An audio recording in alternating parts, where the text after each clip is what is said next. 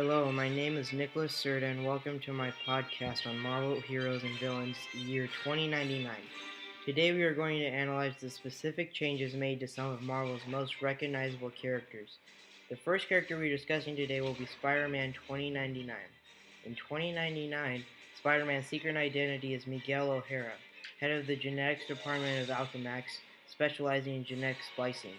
He had a goal of recreating the original powers of the Peter Parker Spider-Man 616.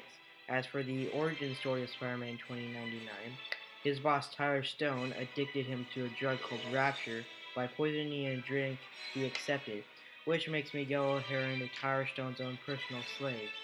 Miguel hates what he's become, so he tries to cure himself by rewriting his own genetic code.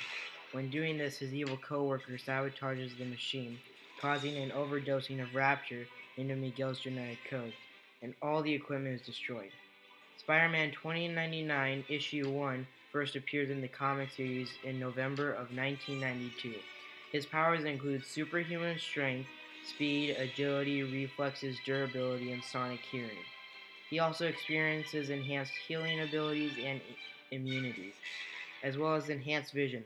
Most importantly, Spider-Man 2099 again returns with the ability to create his webbing organically. Of all the superheroes, Spider-Man 2099 still barely qualifies as superhuman. He can still be hurt or even killed if the force is great enough to damage his suit. None of his powers are otherworldly like Superman or Thor. Spider-Man 2099's three most featured enemies are Dr. Octavius 2099, Venom 2099, and Maestro. The second character in our discussion today will be Hulk 2099. In 2099, Hulk's secret identity is John Eisenhart, a studio executive for Lotus Land Productions.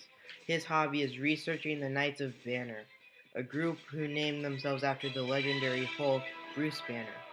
The group's intent is to create their own Hulk to worship, but are caught and reported by John Eisenhart for illegally using his gamma technology. Hulk 2099's origin story begins with John Eisenhart befriending a young Banner Knight named Gawain. Gawain tried to break up a fight that was starting to get out of hand by setting off the gamma device that John had been working on. Becoming caught in the blast, Eisenhart transforms into Hulk 2099. Meanwhile, the experiments of the Banner Knights lead to the deaths of every member. Hulk 2099 first appears in Unlimited Issue 1 in September of 1993. His superpowers are very similar to Spider-Man 2099 in that he also has superhuman strength, stamina, leaping agility, durability, and sonic hearing, with an accelerated healing factor and near invulnerability. His greatest differences to Banner's Hulk would be his razor-sharp claws and fangs able to tear steel. Not to mention he is now far less humanoid with a lizard-like head and neck. Hulk 2099 can also transform willingly, where Bruce Banner Hulk transformation relied on anger and loss of control. This becomes significant when one considers the side effects of Hulk 2099's transformation. His weakness comes as a result of transforming between Eisenhart and Hulk 2099 multiple times, each time becoming more and more mentally detached from each other and developing their own personalities.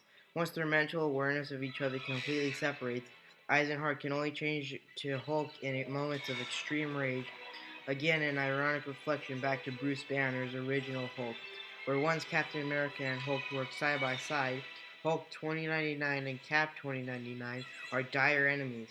Also included on Hulk 2099's list of enemies are Doctor Doom, Draco, Golden One, Neil Richmond, Proteus, Sigurd, Volks, and Wolverine. Our next character review belongs to Electro 2099. Since he is technically a mechanical being, he doesn't really have a secret identity, but rather receives the ability to change forms. His origin story began as a service android working in construction, which was then turned over by his employers to be used in several experimentations.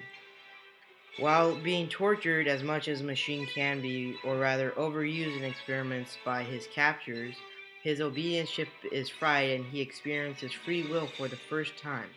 Ultimately, Electro 2099 learns how to manipulate and control electricity as his power, allowing his conscience to come and go, thereby escaping his damaged android form through electrical currents. Electro 2099 first appears in Spider-Man 2099 issue 11 in August of 2016.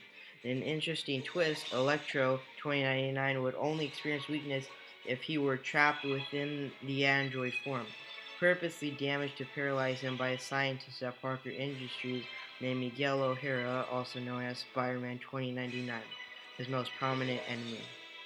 As all comic book characters seem to do, hidden associations are accidentally revealed by their secret identities. Our fourth character analysis is of Venom 2099, whose secret identity is Kron Stone. Venom's origin is more complicated because it overlaps with interactions of characters not yet mentioned. Kron Stone is the older half-brother of Miguel O'Hara, also known as Spider-Man 2099.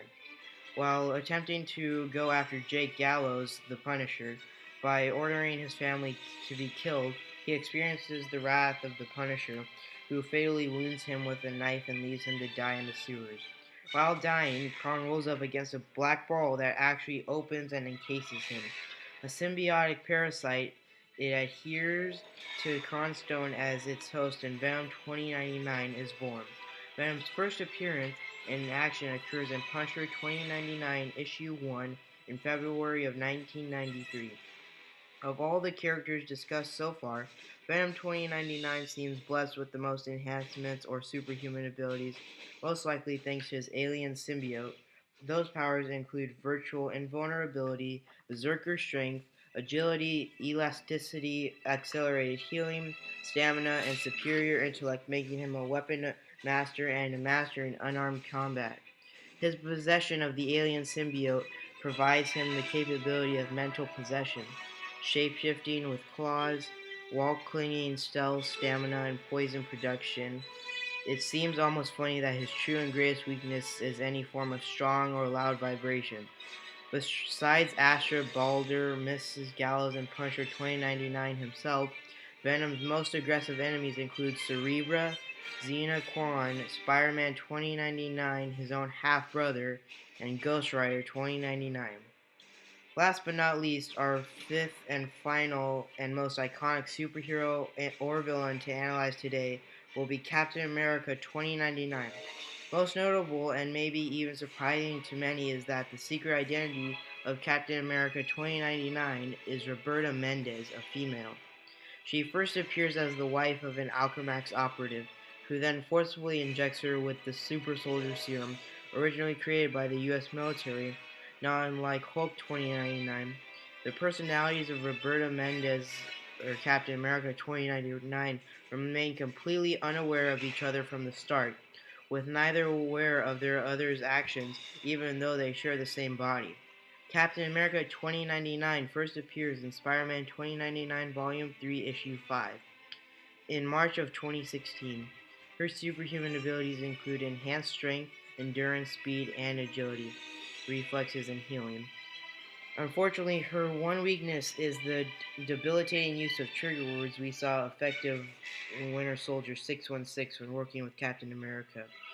Those trigger words somehow reset the mind and memory of Roberta Mendez, allowing the two personalities to exist completely separate from each other. Those words are assemble, which transforms Roberta into Cap, dismiss transforms Captain America into Roberta, or failsafe is he's the boogie woogie bugle boy from Company B, which forces Captain America into Roberta.